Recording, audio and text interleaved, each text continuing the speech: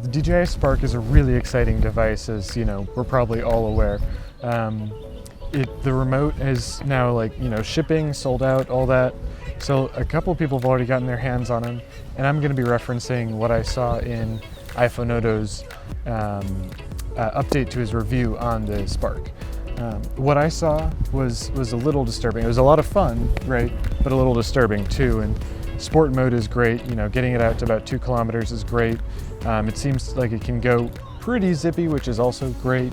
But the thing was that the footage that he was showing was really unstable, and what it made me feel like was either that third axis is desperately necessary, like I harped on in the last video I made about the Spark. You can find that in the card. Or that the gimbal motors aren't powerful enough, because it felt like some of those were rotational that the Spark should have been able to, with its 2 axes, should have been able to compensate for. So with the 12 megapixel sensor, I'm going to again say that I think that maybe some electronic stabilization might be useful. However, I think also that the way you fly the drone might kind of affect all that. Obviously, he was putting it through its paces and really pushing it hard, and I want to respect that, and I don't want to overemphasize a point that shouldn't be overemphasized.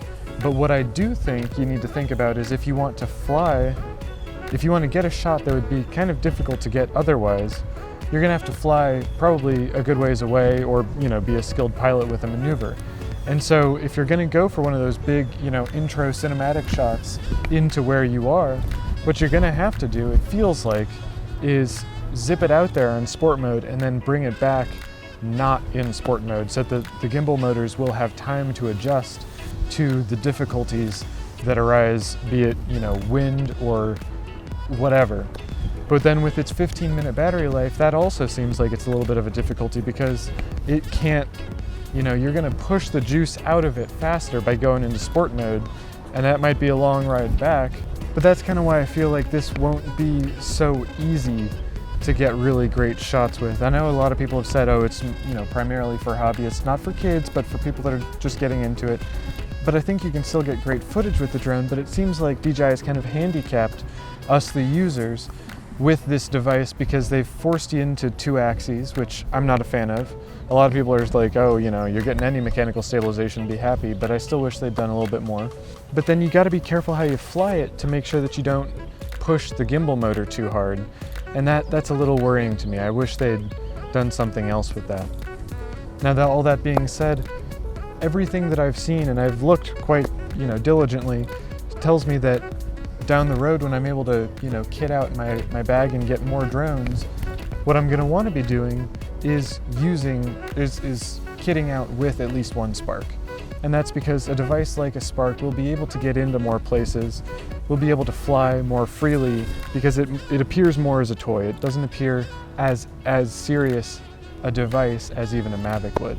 And so because it's going to be a lot easier to fly in more places, I think, and without even a remote, it's going to be very easy to get great shots with it that wouldn't otherwise be possible at locations where you wouldn't otherwise be able to fly drones. Now, I'm not gonna support flying where you shouldn't. What I meant by that primarily was in places that are more confined. And that's where stuff like the vision positioning system comes into play. However, that vision positioning system turns out is not quite as useful as one might think it to be. In sport mode, the device flies something like 35 miles an hour. If I'm wrong, I'll correct it on screen. But it flies really fast. But the vision positioning system only keeps up with it at up to something like 6 miles an hour.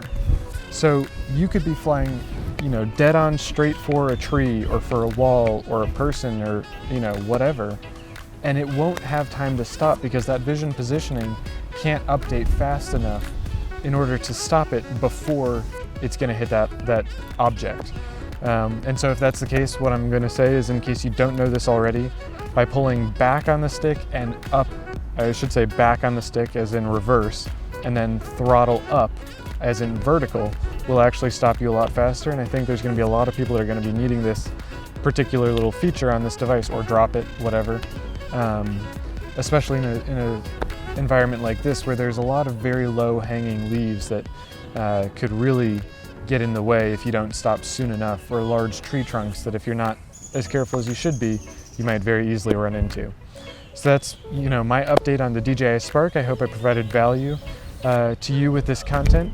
If I have, please consider liking, subscribing, or smashing that notification bell. That'll mean a lot to me, and it'll mean a lot to YouTube, and I really appreciate it. So thank you very much for your time and for your attention, and I'm looking forward to seeing you in the next one. 1, 2